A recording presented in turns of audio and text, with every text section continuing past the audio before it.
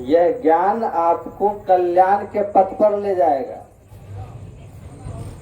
और इस ज्ञान के अधिकारी हर आदमी है कि नहीं? करते गए जो अर्थ किए सब राव राणा रंक हो, विप्र भंगी अपड़ पढ़ुआ करो तरिहो निःशंक हो। इसको कोई भी कर सकते हैं, ब्राह्मण है, भंगी है, अनपढ़ है, पढ़ा लिखा है, जो भी हो, राजा है या रंक है, जितने मनुष्य तनधारी हैं सब इस ज्ञान के अधिकारी हैं। लेकिन अगर आप अपने अधिकार को प्राप्त नहीं करिएगा तो ये आपका दुर्भाग्य है कि नहीं? सत्संग में शांत भाव से बैठना चाहिए, सुनना चाहिए, बैठना चाहिए।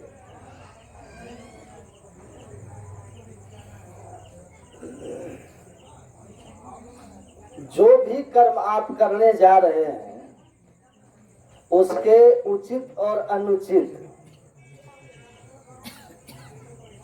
होने का ठीक ठीक पहले विचार कर लीजिए कि जो हम कर रहे हैं ये उचित है कि नहीं। उचित है यह कैसे जांचेंगे? तो कहते हैं जेहि मार्ग श्रुति साधु लखावे।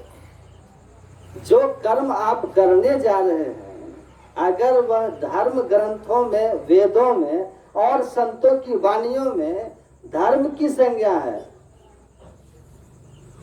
तब वह उचित है। और जो कर्म धर्म शास्त्र और संतों के ज्ञान के विपरीत है, जिससे धर्म शास्त्र और संत निषेध करते हैं, वो अगर आप कर रहे हैं वो अनुचित है। और उचित और अनुचित जो कर्म आपसे बनने वाला है उसके केवल और केवल काहुन को सुख दुख कर दाता, निज कृत कर्म भोग सुन भराता।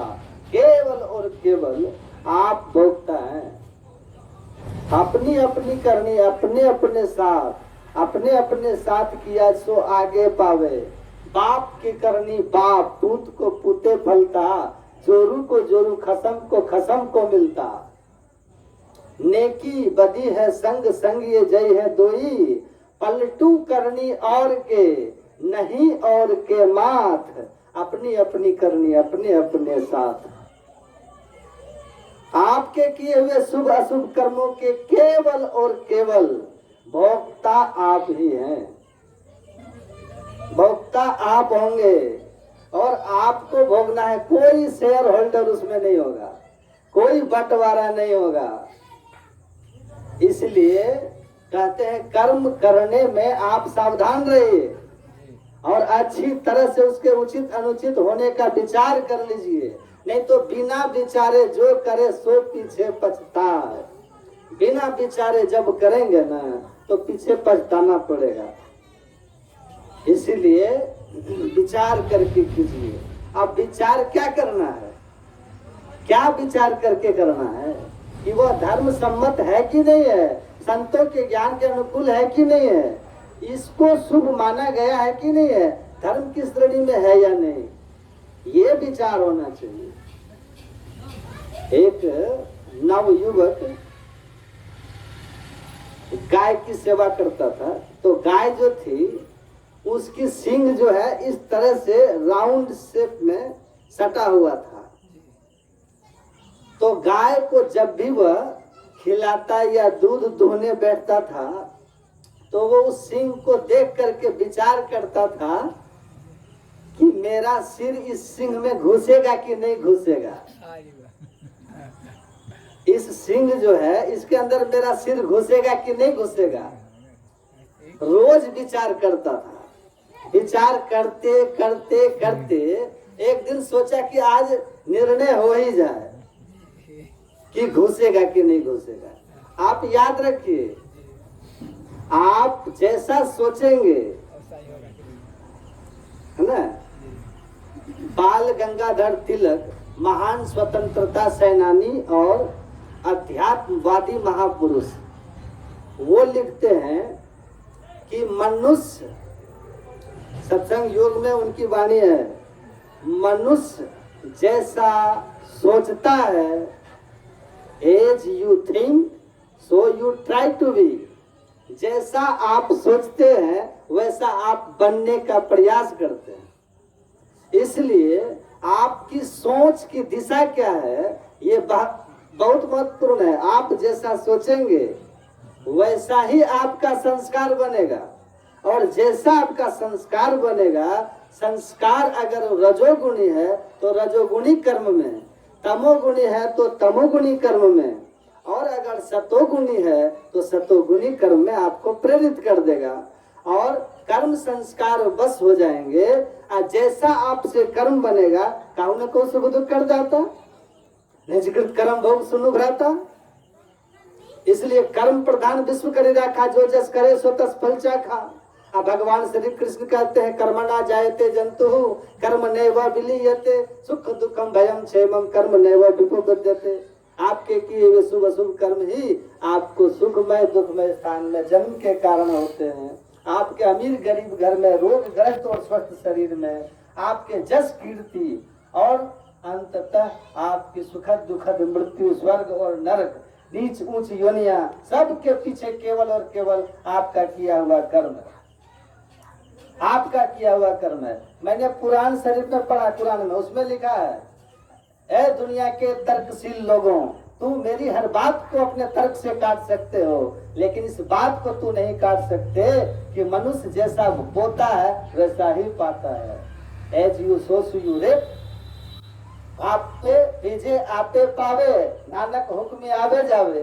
गुरु नानक कहते हैं आपने बोया है आपने पाना है, दूसरा किसी को नहीं मिलेगा। तो आप क्या बोल रहे हो, हैं? आपने शायद सुना होगा, तुलसी अतन खेत है मन वच कर्म किसान, आपका पुण्य दो बीज है पुणे से मिले निदान। तो आप सोच क्या रहे हो, आपके मन में चिंतन क्या है, ये सबसे महत्वपूर्ण चीज है। आप सबसे ज्यादा अपने शरीर की ऊर्जा को अपने मन के द्वारा आप वेस्ट करते हैं, या मन के चिंतन में खर्च करते हैं।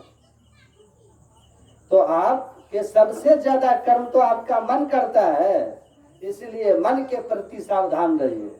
क्या सोच रहे हो आप? भगवान बुद्ध कहते हैं हमारा वर्तमान जीवन हमारे विचारों का फल है। अगर मनुष्य अच्छा विचारता है, अच्छा सोचता है, भले सोचता है, भले की बात सोचता है, तो उसके पीछे पीछे सुख ऐसे ही चलता है जैसे उसकी छाया। अगर बुरा सोचता है, बुरा विचारता है, उसके पीछे दुख ऐसे ही चलता है जैसे बैलगाड़ी के पीछे पहिया। इसीलिए आप देखिएगा, वेद के जब मंत्र का पाठ होता है ना, तो कहते हैं तन में मनः शिव संकल्पमस्तु, हमारा मन शुभ संकल्प वाला हो, शुभ संकल्पों वाला हो। अर्थात हम हमेशा ऐसा सोचें जो धर्म हित हो, जो धर्म अनुकूल हो, जो संतों के ज्ञान अनुकूल हो। हमारा चिंतन वैसा होना चाहिए, और नहीं तो गुरु मंत्र जपते रहो, हरदम जपो, ऐसे ही मन शुद्ध पवित्र रहेगा, है ना। तो चिंतन हमारा कैसा है, यह जीवन का सबसे महत्वपूर्ण चीज है। जिसने अपने मन को प्रतिहार नहीं करना सीखा, भगवान बुद्ध कहते हैं धर्म के क्षेत्र में सफलता की पहली शर्त क्या है, अपने विचारों के प्रति अति संवेदनशील हो जाना। समझ रहे हैं? आप अपने विचार के प्रति संवेदनशील है कि नहीं? आपका मन क्या चिंतन कर रहा है, उस पर आपका दृष्टि है कि नहीं है? अगर नहीं है तो दुख से आपको कोई बचा नहीं सकता है। किसका बच्चा हटाएगा? पर बचने के समय यहाँ पे लाके रख दिए,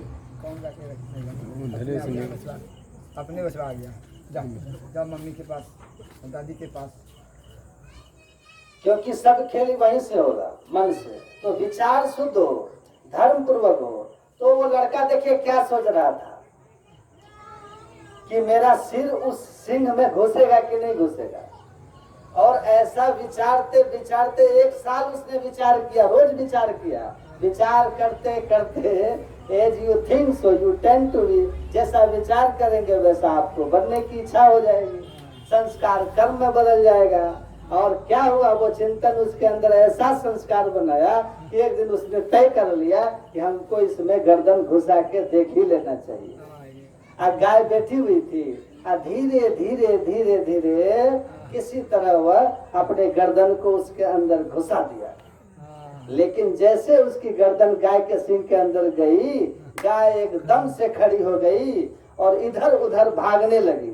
और सिंह में गर्दन किसी तरह घुसा था तो निकल नहीं पा रहा था। गाय स्थिर नहीं हो तो ये छटपटाने लगा, चिल्लाने लगा, इसके जान पर बन आई, इसके जान पर बन आई।